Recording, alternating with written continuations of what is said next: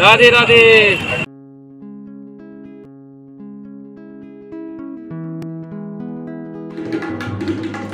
নমস্কার, রাধে রাধে। বৃন্দাবনে এটা আমাদের প্রথম সকাল। এখানে আমরা স্টে করছি কালিয়াদহে, আমাদের মহারাজের নিজস্ব আশ্রমে। সামনেই যেমন যমুনাজি, ঠিক এর অপোজিটেই রয়েছে মদন মোহন মন্দির। বৃন্দাবন এমন এক জায়গা যেখানে ভগবান প্রকৃতিকে স্বাধীন করে রেখেছে। এখানে আপনি হাতে ফোন নিয়ে অথবা চোখে চশমা পরে ঘুরতে পারবেন না, কারণ বৃন্দাবনের বাঁদররা আপনাকে অল টাইম গার্ড দিচ্ছে। একটু অন্যমনস্ক হলেই আপনার চোখের চশমাটা অথবা হাতের মোবাইলটা নিয়ে ওরা উঁচু কোনো জায়গায় গিয়ে বসে পড়বে, আর তখন ওদেরকে দিতে হবে ফ্রুটি। তারপর যদি তার ভালো লাগে মনে হয়, তবে আপনার চশমাটা, ফোনটা বা ব্যাগটা সে আপনাকে দিলেও দিতে পারে। ভিডিও করতে করতে আমি ওর কত কাছে চলে গিয়েছিলাম, ও আমাকে পাত্তাও দেয়নি।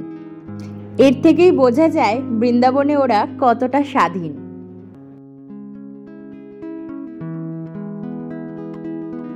আজ সারাদিনের প্ল্যান খুবই লিমিটেড, কারণ আজ রাতে আমরা বেরোবো গিরিরাজ পরিক্রমা দিতে। তার আগে এখন সকালবেলা যাব যমুনা স্নান করতে। নিচে আসতেই দেখলাম কীর্তনের আসর বসে গিয়েছে। মহারাজ কীর্তন করছিলেন।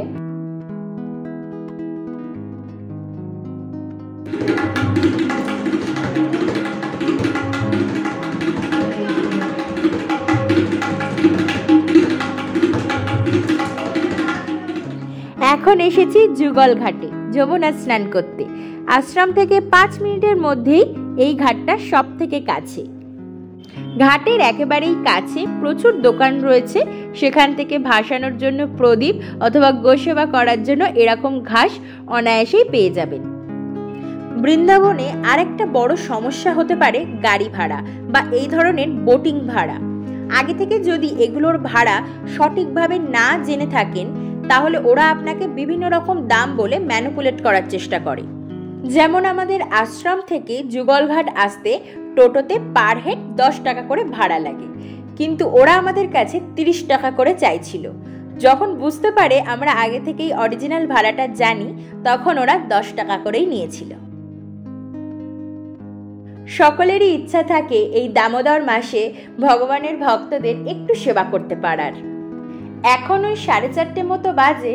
ভান্ডারার জন্য খিচুড়ি প্রসাদ তৈরি হচ্ছে। রাধে রাধে। এই খিচুড়ি প্রসাদের ব্যবস্থা ছিল খুবই সামান্য, কারণ দামোদর মাস পরিক্রমার মাস। এই মাসে প্রচুর মানুষ পরিক্রমা দিচ্ছিল। আর আজ এই বিশেষ খিচুড়ি সেবার ব্যবস্থা করেছিল আমার মেসো ও মাসি। খিচুড়ি বিতরণ শেষ করে প্রসাদ পেয়ে রেডি হয়ে নি রাধাকুণ্ডে যাওয়ার জন্য। ভিডিওর শুরুতেই বলেছিলাম আজ আমরা পায়ে হেঁটে গিরিরাজ পরিক্রমা দেব। গিরিরাজ পরিক্রমার জন্য 7 কোষ অর্থাৎ 21 কিলোমিটার হাঁটতে হবে। আর এখন আমরা গাড়ির জন্যই অপেক্ষা করছিলাম। আমাদের গাড়ি আগে থেকেই ঠিক করা ছিল, আর সময় দেওয়া হয়েছিল রাত 10টায়। যাওয়ার পথেই দেখলাম প্রচুর ভক্ত অপেক্ষা করছে প্রেমানন্দ মহারাজের দর্শন পাবে বলে।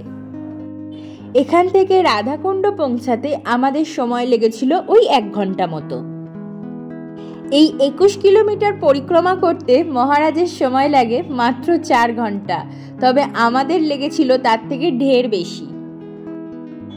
চলে এসছি আমরা রাধাকুণ্ডে। ঘড়িতে এখন 11টা 10, আর শুরু করে দিয়েছি আমাদের পরিক্রমা। গোটা পরিক্রমা মার্গ জুড়েই ছিল আলোর ব্যবস্থা। কিছু দূর অন্তর অন্তরই ছিল বসার ব্যবস্থা, এছাড়াও প্রচুর দোকানপাট। গিরিরাজ পরিক্রমা আপনি দিনে রাতের যে কোনো সময় দিতে পারেন, একাও দিতে পারেন, কখনোই আনসেফ ফিল করবেন না। এখন মাঝরাত, আর আমরা সবে অর্ধেক পথই আসতে পেরেছিলাম। শেষের দিকে ভিডিও করা তো দূর, ফোন ধরারও ক্ষমতা ছিল না। মহারাজ 1 ঘন্টা আগে রাধাকুণ্ডে পৌঁছে গিয়েছেন এবং আমাদের জন্য অপেক্ষা করছিলেন।